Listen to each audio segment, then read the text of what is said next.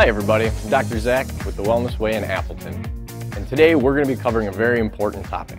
And this topic is not only important because it's very common, but it's important because it's overlooked on a consistent basis as well. And that topic is food allergies. Now, when we're dealing with food allergies, we're dealing with something that can either help us or hurt us. And when we're dealing with something that can hurt us, especially with food, when we're having those foods that hurt us on a consistent basis and eating them every day, unknowingly in most cases, the damage that it can cause in the long term can have a big effect on our health. And some of us know this all too well. And when we start to look at how these things have an effect on us, we start to look at some of the other symptoms that they can create as well. So identifying the major culprits that cause damage in our office, the way that we remember those are the 3 T's: the traumas, the physical stressors, toxins, the chemical stressors of the food that we're going to be talking about today, and the thoughts, our emotional stressors. All 3 of those can create damage and can affect our immune system, our hormones, our nervous system, and cause bad health. So when we are looking at food and when we're identifying some of these things that are going to be on a consistent basis causing damage, food's got to be one of the most important ones that we're going to look at. So when we're looking at things that are causing us damage every day, not only do we want to identify what they are, but we want to see how our body's reacting to that stressor as well. So one of the hormones that your body creates in response to a stressor, no matter if it's a physical, chemical, or emotional stressor, is cortisol. And cortisol levels are going to help us deal with those stressors, and it's also going to help us with a number of other things that help us to maintain our health.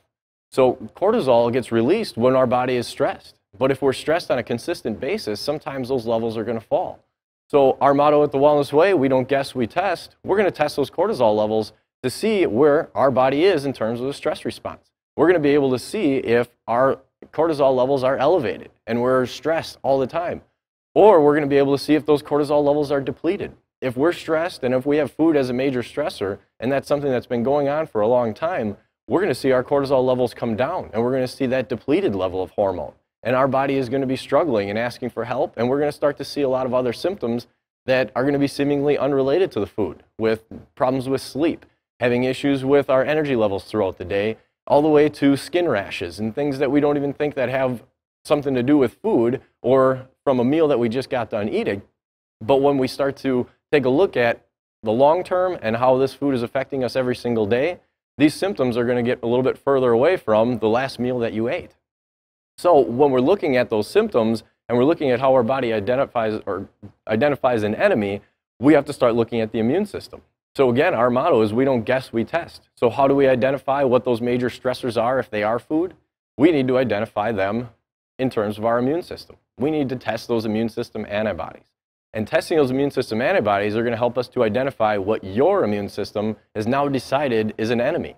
And when we're dealing with food, food shouldn't be an enemy. And if food is an enemy, that means our body's going to react to it. So if we're eating some of these foods every single day, we're going to have reactions to them every single day. And on a long enough timeline, our immune system is going to be so overly sensitive that we are going to start to get some of those symptoms that seem unrelated to food.